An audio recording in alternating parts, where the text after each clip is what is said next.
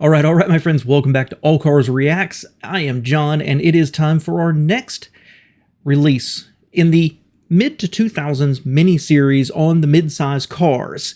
We yawned our way through the first one, which was the Toyota Camry, and so the natural next obvious one to go for is the Ford Fusion, because I'm a big fan of this car. We'll talk more about that in a minute, but as always, you and I are just going to sit and reminisce and chat like two old friends. Grab your beverage of choice. We do have some decaf here today. And before we jump into it, two things. First is, people might be wondering, John, why do you always have decaf? Well, that's because I wake up and have caffeinated coffee, and you do not want to see me record myself before I've had caffeine. And then I switch to decaf after that. And sometimes, I'll drink water. Whatever. The second thing is, I'm apparently having a bad hair day, so I look a little bit like a mad scientist, I feel. But I think we'll get through it together. So let's see what Motorweek said about the 2006 Ford Fusion. Let me add there, this is a little older than I wanted to do. I know I'm doing mid to late 2000s. Really wanted to do something a little bit later, but they didn't have one in the 2008-2009 realm. 2010, they redesigned the car. So this is the right generation to compete with the new Camry. So I figured it was fair. Hope you agree. Your host for Motorweek, John Davis. Well, hello and welcome again to Motorweek. We're glad to have you with us. Ford and family sedans go together like ham and cheese. From LTD to Taurus, the folks in Dearborn have delivered some of America's favorite family four-doors. And now they have a new one for 2006. The midsize Fusion surrounds some of the best in global car design with American heritage looks. Let's find out if the recipe works.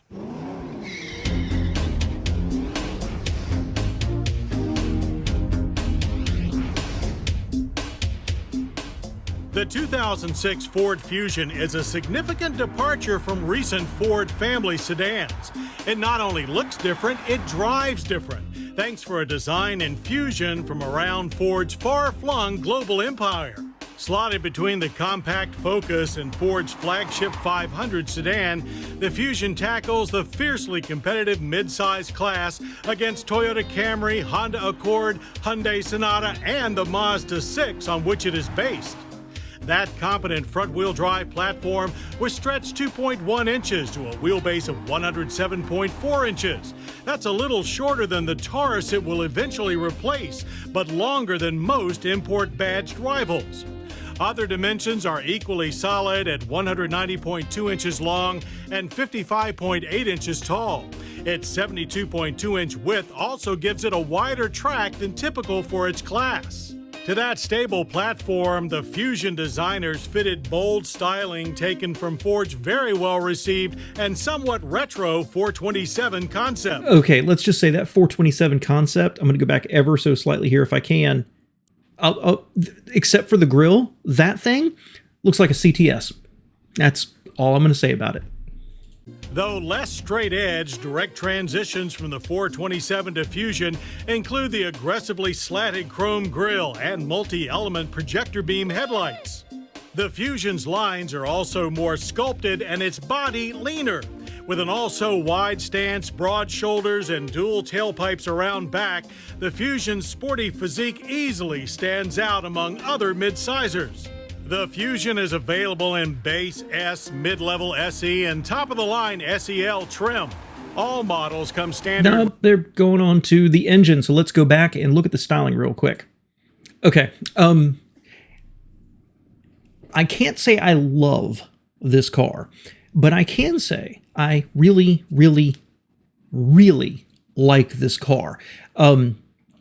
I have multiple experiences with this car. About this time in my life, I was considering a new car, and I don't know how many of these I drove. More than one, less than 10. All right, somewhere in that range. I was nearly obsessed with this car, to the point that I had a brochure and I actually had it at my desk at my job, and it was just not the right time for me. You know what I mean? Whether it was price, size, should I just go ahead, did I want the car payment, that kind of thing. it just wasn't the right time. And once the base was pretty stripped, as I recall. And so once you started to get to some really desirable options, the price started to go up just where I didn't need to go. It wasn't the right time. I've always regretted it. I really like this car. I think this is a sharp looking car. And I think we're going to find, as we look at these mid-size cars in this miniseries, this is very likely my favorite of that era.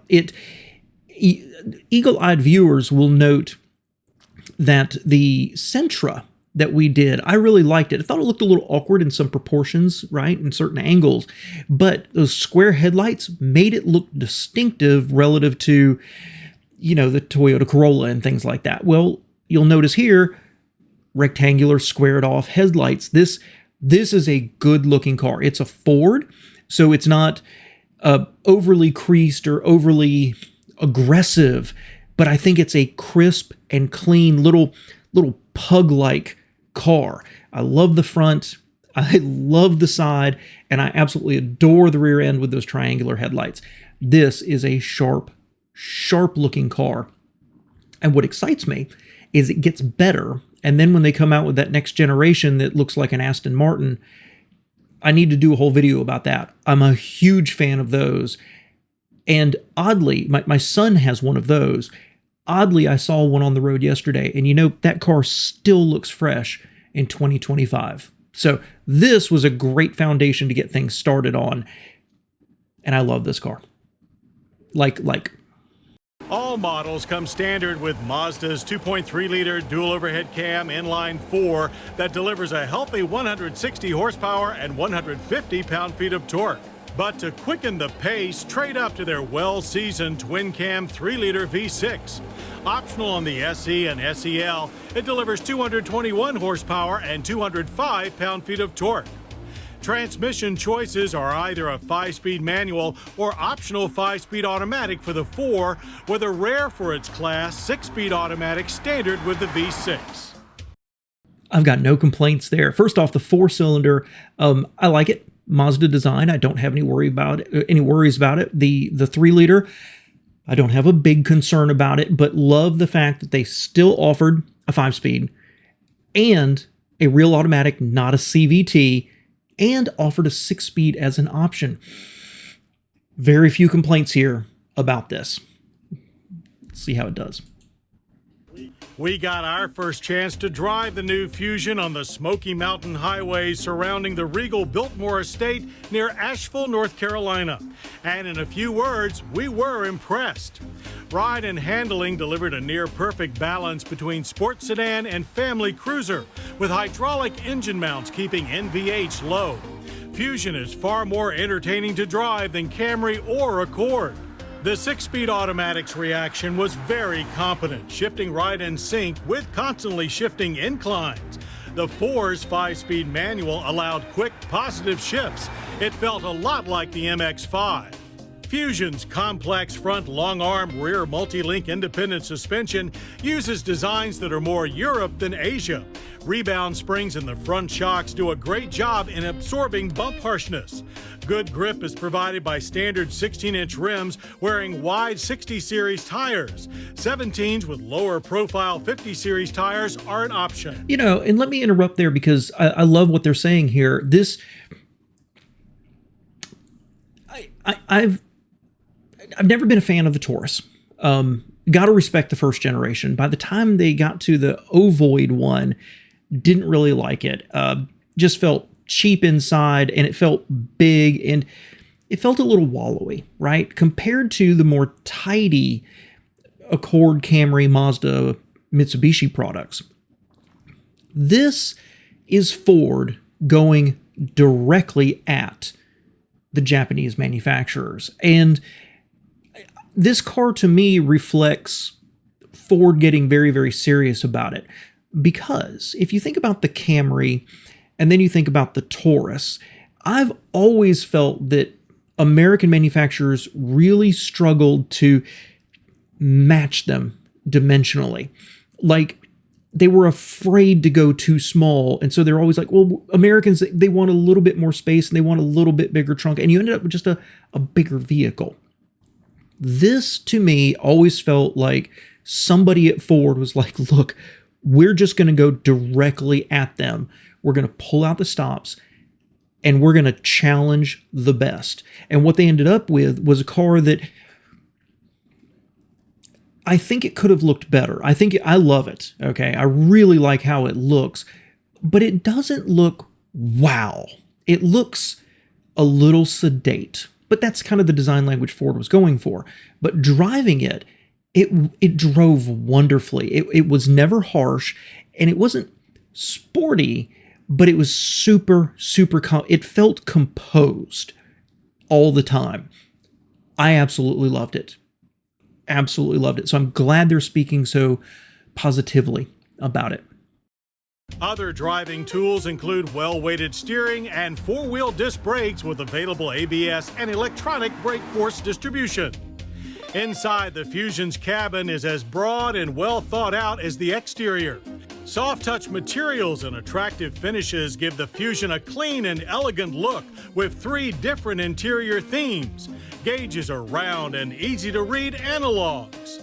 Seating is quite spacious for 5 with lots of shoulder room up front. Small item storage includes a dash top bin. Standards include tilt telescoping wheel, air conditioning, AM/FM CD stereo, plus power windows and door locks with remote keyless entry. For occupant safety, Fusion is well outfitted with side impact and side curtain airbags optional on all trims. Entry to the rear cabin is easy with adult-sized foot and legroom. Seating is by way of 60/40 spring-assisted fold-down seats with trunk pass-through. To fill that trunk, you'll need 15.8 cubic feet of stuff, bigger than Accord but just shy of the Sonata. Fusion makes good use of... Okay, before they go on here, that's a big trunk. The Camry that we did, they actually had shrunk the trunk from the previous generation. That's a huge trunk, and it's a very usable size. Split folding rear seats, lots of leg room. And then let's talk about the front. A lot of black here. And as I recall, when I drove these, they had a black interior, and I think it was because of the trim lines I was looking at. At the higher levels, at the higher trim lines, this interior looked really good. So overall, the materials were competitive. I have mixed feelings about that dash-mounted compartment. On the one hand, for families and for convenience, that's nice. On the other hand, it gave it a slightly low rent appearance. If you're thinking about, well, here's a luxury car and here's a cheap car, that made it look a little on the cheap side. But when you look at the ergonomics here, when you look at the buttons and the knobs for the HVAC and for the radio, big knobs, big buttons, clearly labeled, big gauges, not squished together like I think the Camry had. This was a very, very well done interior. My one complaint is that if you got one of the lower levels, like the base or the S, some of the stuff just wasn't there. And it ended up looking bare, right? Like there was just stuff missing. And as I recall anyway, that's one of the reasons I wanted to, like an SEL, something like that. And that just didn't make any sense financially for me at the time. But I didn't really love the interior of the lowest level. Good space, good place to spend time, well designed, going right at the best of them. My only complaint is the lowest levels just look a little low rent. Fuel, EPA ratings for the i4 manual are 23 city and 31 highway. The V6 automatic comes in at 21 city and 29 highway. Expect 25 in everyday driving. And pricing is even more for... And let's talk about that real quick, because what I've started doing, this is new for me, is I've actually started keeping, if you see me looking over here, keeping some of the stats for the previous reviews. So we did the Camry. For comparison, the V6 on the Camry was rated at 22 city, 31, and 26 mixed. So the Fusion misses it ever so slightly by like 1 mile per gallon in mixed driving, or about 2 miles per gallon on the highway. That strikes me as a little bad, but not horrible. Again, I think that the difference of 1 mile per gallon is not going to make the difference for somebody. And unfortunately, because they're apparently borrowing this and driving it around Biltmore, we're not going to get 0 to 60 times to compare. So, the Fusion S 4-cylinder manual stickers at just $17,995, while the top-shelf SEL V6 starts at $22,400. That's over $4,000 less than an Accord EX and about $1,000 less than the somewhat better-equipped Hyundai Sonata LX. For years, the Ford Taurus was the best-selling car in America. While that title is long gone, Ford clearly wants to stay in the game. With head-turning looks, way above average road manners, and a generous, flexible interior, the 2006 Ford Fusion is a first-class mid-size family sedan competitor, and a bargain at that. And so, just for comparison, the Camry, they actually talked about the prices ranging from $18,000 up to $28,000. So, at the top end, with a V6, this comes across as kind of a bargain. At the low end, not comparing equipment, it's not a bargain so much. And once you add an automatic, all of a sudden you're well into $18,000, $19,000. And that's where it all started to fall apart for me, and why I ended up in a smaller car. Okay. Competitively priced, but not necessarily at the lower end with the 4-cylinder, not necessarily a screaming bargain. We'll have to see, because they mentioned the Sonata, 3 or 4 times in this video. So I need to make sure I add that to the list of ones we cover. Obviously, the Accord is going to be the next big one to compare it with. And you've got the Altima, and you've got some other things out there. But they kept coming back to the Sonata, which I find interesting, not the Camry. So, end thoughts. Competitively priced, competitively sized, wonderful interior. I think it's possibly the best looking of the midsize cars for its time. And it drove great. It drove as good as any of the Japanese and felt a little European to me. Just that really taut, competent feel. This is a memorably good car, in my opinion. If my complaint, other than I couldn't afford it at the time, is, or at least I couldn't afford what I wanted at the time, is that the styling, it's so much better than the Camrys, but it's still slightly anonymous. It's slightly conservative. They played it just a little close to the vest here. So it's not a car that makes you go, wow, I want to drive that instead of a Camry or an Accord, because it just looks so good. That came later, and I think 2013 or whenever it was, they redesigned the Fusion into the Aston Martin looking one.